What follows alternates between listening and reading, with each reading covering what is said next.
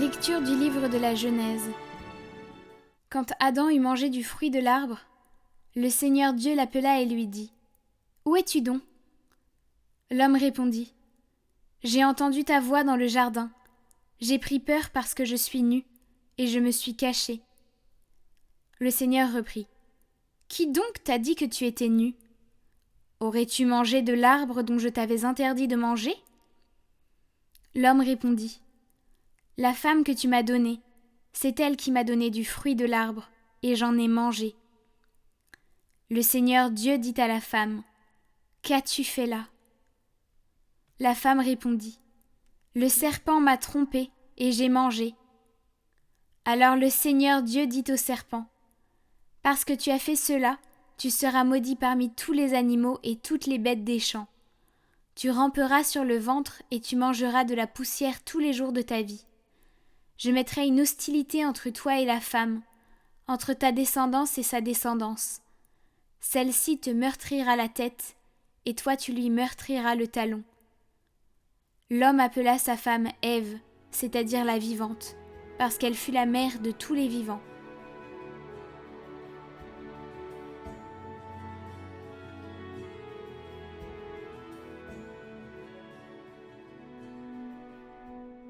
Chantez au Seigneur un chant nouveau, car il a fait des merveilles. Chantez au Seigneur un chant nouveau, car il a fait des merveilles. Par son bras très saint, par sa main puissante, il s'est assuré la victoire. Le Seigneur a fait connaître sa victoire et révélé sa justice aux nations. Il s'est rappelé sa fidélité et son amour en faveur de la maison d'Israël. La terre tout entière a vu la victoire de notre Dieu. Acclamez le Seigneur, terre entière, sonnez, chantez, jouez.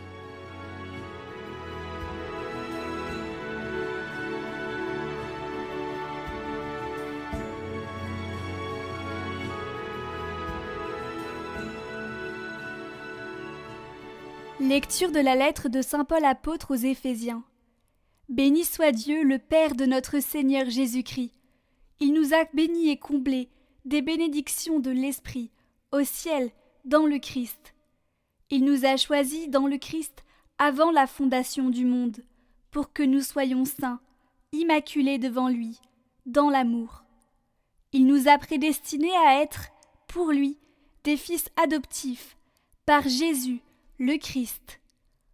Ainsi il a voulu sa bonté, à la louange de gloire de sa grâce, la grâce qu'il nous donne dans le Fils bien-aimé. En lui, nous sommes devenus le domaine particulier de Dieu. Nous y avons été prédestinés, selon le projet de celui qui réalise tout ce qu'il a décidé. Il a voulu que nous vivions à la louange de sa gloire, nous qui avons d'avance espéré dans le Christ.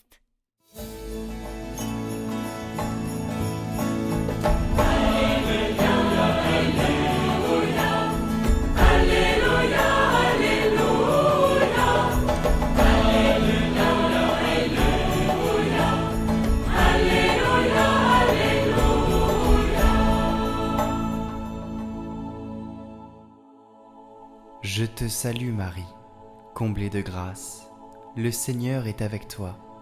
Tu es bénie entre les femmes.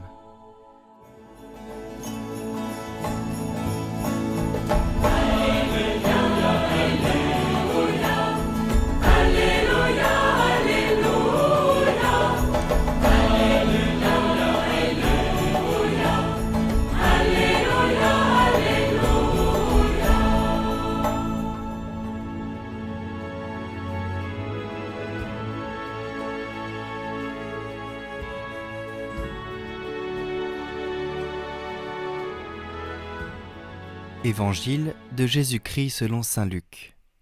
En ce temps-là, l'ange Gabriel fut envoyé par Dieu dans une ville de Galilée appelée Nazareth, à une jeune fille vierge accordée en mariage à un homme de la maison de David appelé Joseph. Et le nom de la jeune fille était Marie.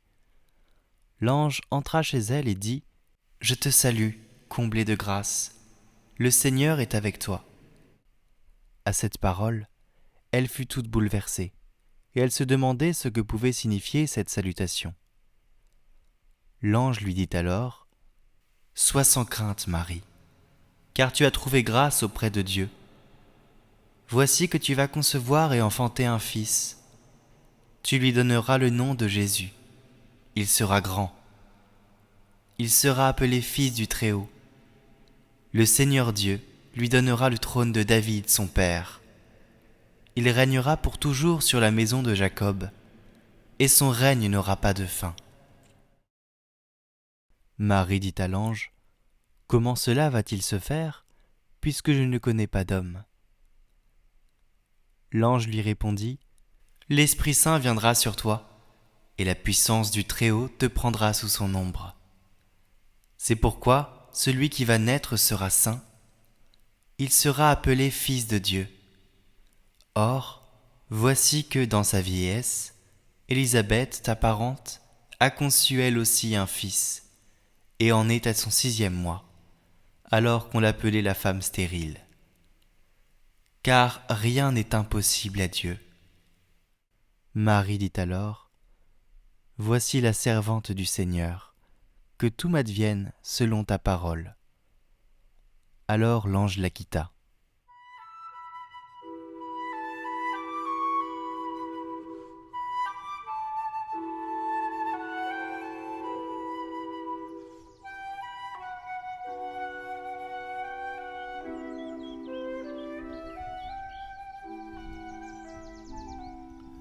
Je suis impressionné par la disponibilité et par la liberté de la Vierge Marie dans l'évangile de l'Annonciation que nous entendons en ce jour où l'Église célèbre son Immaculée Conception.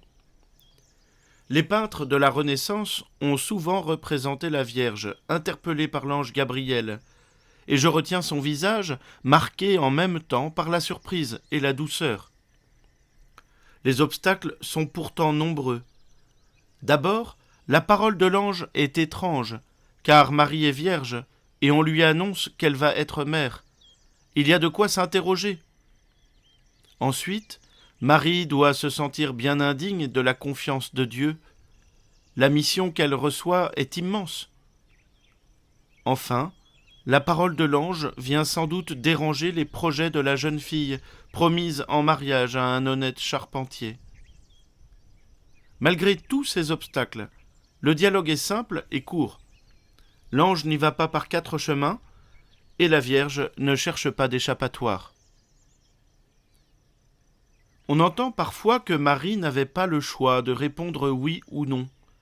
Et d'ailleurs, l'ange ne semble pas lui demander vraiment son avis. Mais je crois que Marie a précisément montré sa grande liberté dans sa réponse simple et son engagement sans faille.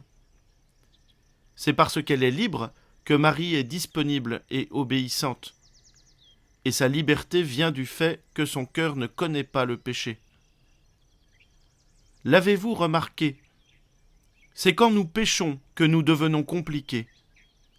Quand nous vivons dans la grâce, par exemple après avoir reçu un sacrement, ou quand nous venons d'accomplir une œuvre bonne, nous sommes simples et capables des plus grandes choses. Voici la liberté de la Vierge Marie. C'est la liberté d'un cœur pur. Et n'oublions pas la béatitude. Heureux les cœurs purs, ils verront Dieu. Ainsi, nous ne sommes pas vertueux d'abord parce qu'il le faut, parce que c'est la loi, mais parce que nous sommes aimés, que nous le savons et que cela nous rend libres. Par les bonnes actions et la prière, nourrissons donc notre liberté pour être prêts à suivre la parole de Dieu, chemin de grâce et de joie, chemin qui mène à la communion parfaite avec Dieu, avec l'aide de la Vierge Marie, l'Immaculée Conception. Que la bénédiction de Dieu Tout-Puissant, Père, Fils et Saint-Esprit descende sur vous tous et y demeure à jamais.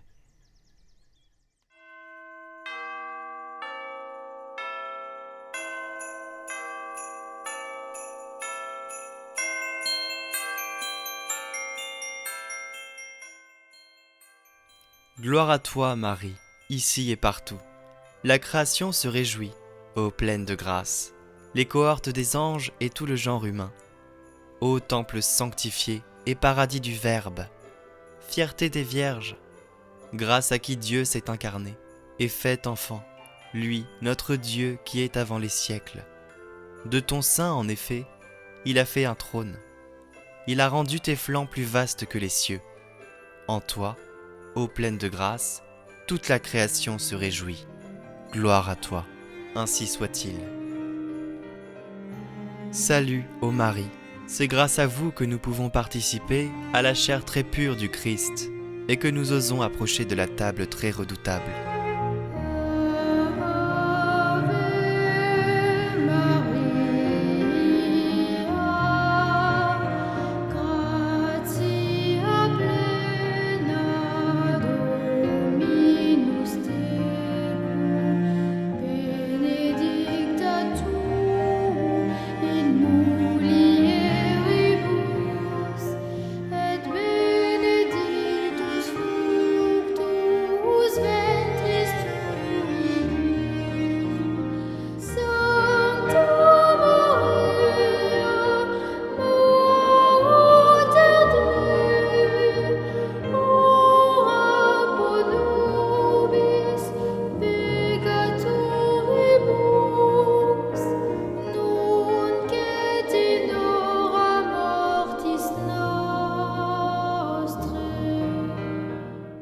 Salut, ô Marie.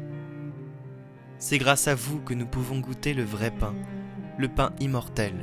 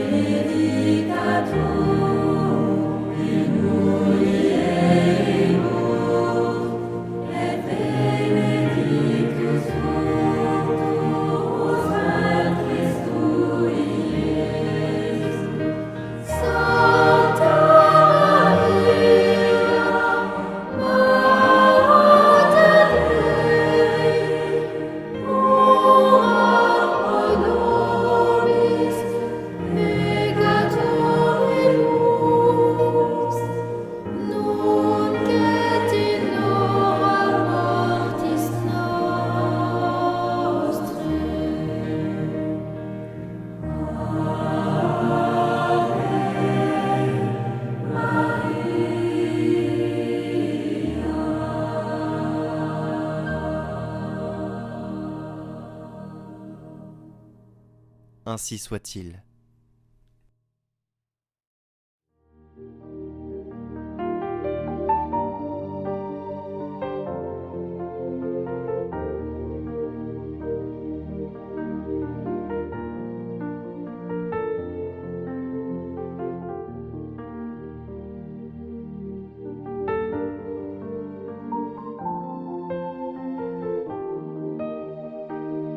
Au nom du Père, du Fils et du Saint-Esprit. Amen.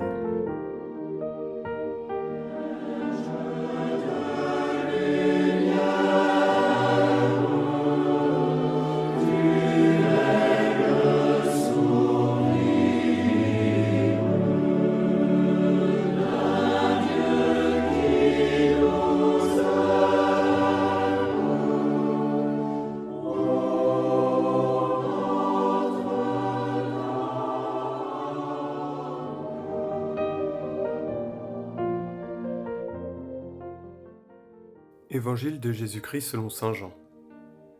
Amen, amen, je vous le dis, si le grain de blé tombé en terre ne meurt pas, il reste seul. Mais s'il meurt, il donne beaucoup de fruits. Je te prêcherai ce soir, mon scout, une leçon austère et consolante, telle que je l'ai prêchée à mes apôtres avant d'aller à ma passion. Le semeur a jeté le grain de blé en terre au vent du soir, et la terre le recouvre et l'ensevelit.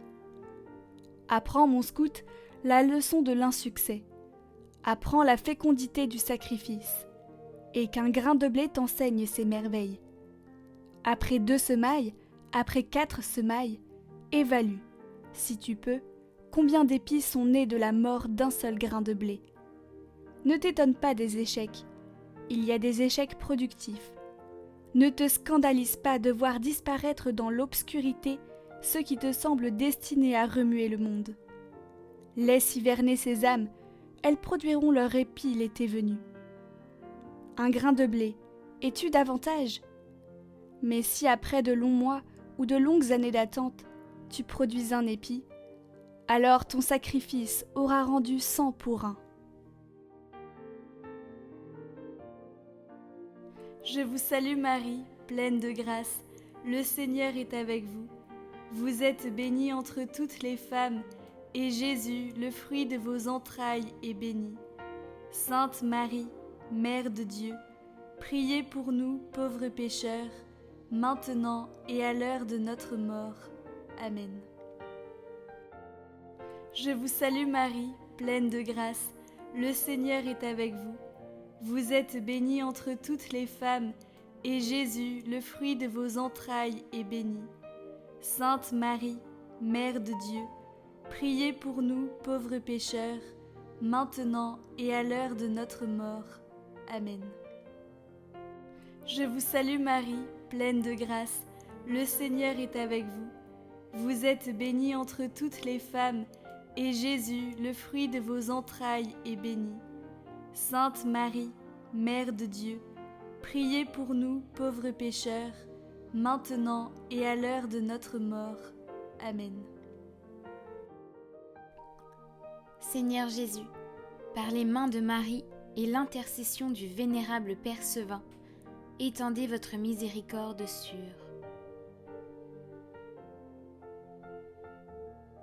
Notre-Dame des Éclaireurs, priez pour nous.